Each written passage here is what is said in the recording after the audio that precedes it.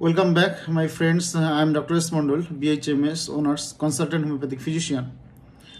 কিছুদিন আগে আপনাদেরকে একটা লার্জ হাইড্রোসিল, রাইট সাইডের লার্জ হাইড্রোসিল এবং লেফট টেস্টিকুলার অ্যাট্রফির একটা কেস শেয়ার করেছিলাম। আজকে আমার অ্যাসিস্ট্যান্ট নেই, সেজন্য আমি ভিডিওটা করছি। আমার মনে হলো এত সুন্দর একটা কেসের দারুণ ইমপ্রুভমেন্ট, সেটা আপনাদেরকে শেয়ার না করলেই নয়।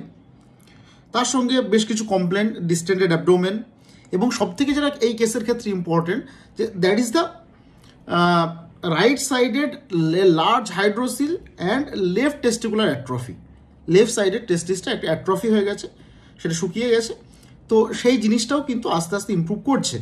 কিন্তু হাইড্রোসিল যেটা অপারেশন বেশ কয়েকটা অ্যালোপ্যাথি ডাক্তারবাবুকে দেখিয়েছিল এবং তিনারা কিন্তু প্রত্যেকেই অপারেশন করতে বলেছিল এবং অপারেশনের ডেট পর্যন্ত দিয়েছিল।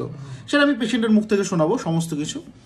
তো সেই পেশেন্টটা কীরকমভাবে আমাদের কনস্টিটিউশনাল হোমিওপ্যাথিক মেডিসিনে, কনস্টিটিউশনাল হোমিওপ্যাথিক ট্রিটমেন্টে কীরকমভাবে ম্যাসিভ ইম্প্রুভমেন্ট হচ্ছে মাত্র 2 সপ্তাহের মধ্যে। মানে এর আগে একবার এসেছিলো প্রথম। এই কেসে আরেকটা শিক্ষণীয় বিষয় সেটা হচ্ছে আমরা যারা ডাক্তাররা আছি, বিশেষ করে যারা জুনিয়র ডাক্তার, তো একটা মেডিসিন দেওয়ার পর ধৈর্য ধরতে বা ওয়েট করতে পারি না। একটা মেডিসিন দেওয়ার পরে আমরা ওয়েট করতে পারি না, সেই কারণে বা নিজের উপর হয়তো অতটা ফেথ বা বিশ্বাস থাকে না, সেই কারণে হুটহাট করে আমরা মেডিসিন চেঞ্জ করি। বাট এই কেসের ক্ষেত্রে আর একটা লক্ষণীয়, যদি আমি চেঞ্জ করতাম তাহলে কিন্তু এরকম ইমপ্রুভমেন্ট কিন্তু হতো না।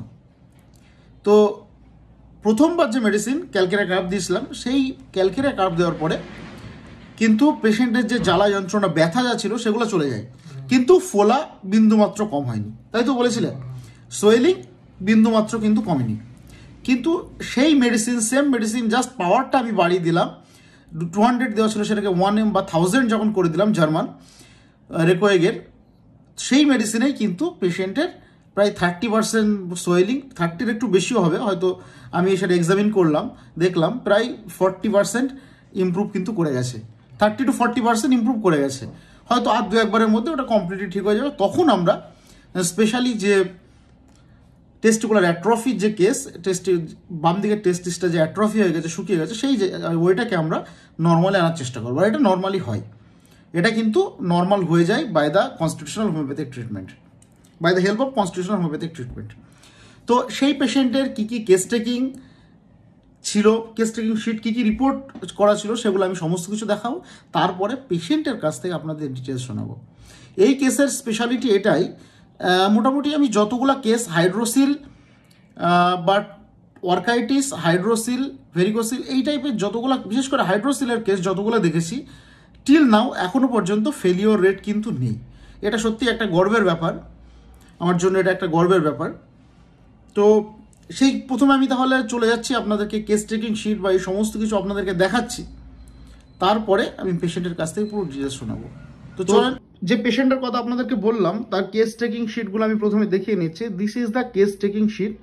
এটা হচ্ছে পেশেন্টের কেস টেকিং শিট। যে pain in the left inguinal, একবার অপারেশন হয়েছিল লেফট রিঙ্গুইনাল রিজিয়নে, এবং লেফট টেস্টিকুলার অ্যাট্রফি এবং রাইট সাইডেড হাইড্রোসিল, এই সমস্যাগুলো ছিল। ডিস্টেন্ডেড অ্যাবডোমেন, এই সমস্ত, একটা লেফট সাইডের হার্নিয়া হয়েছিল, একবার অপারেটেড, গ্ল্যান্ডুলার অ্যাফেকশন ছিল। আর ফ্যামিলি হিস্ট্রিতে ম্যাটার্নাল গ্র্যান্ডফাদার, মানে নানু বলা হয়, নানা, ক্যান্সার ছিল। ফাদার অ্যাজমা ছিল, বাবার অ্যাজমা আছে, এবং প্যাটার্নাল একটা আঙ্কেলের একটা অ্যাজমা আছে।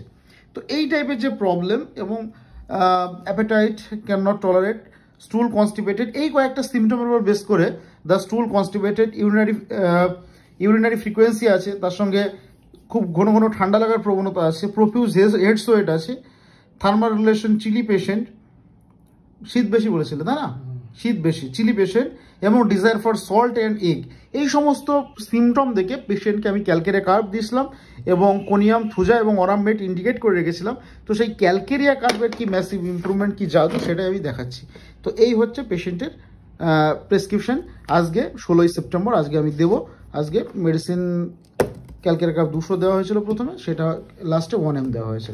This is the report. এবং আমি যেহেতু রিপোর্টটা এখন আজকে নিয়ে আসিনি, এর কাছে তো নেই রিপোর্ট, তাই না, পরের দিন হাতে করে আসবে, ঠিক আছে, যখনই ডাক্তার আসবে রিপোর্টগুলো নিয়ে আসবে।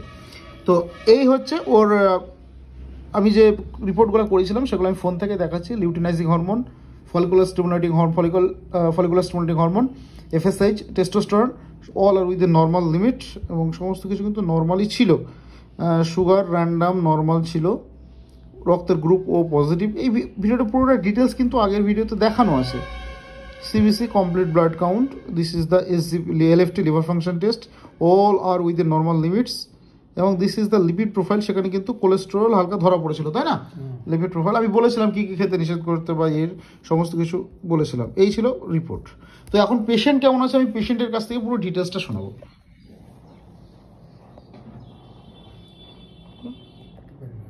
কেমন আছো? এখন ভালো আছি।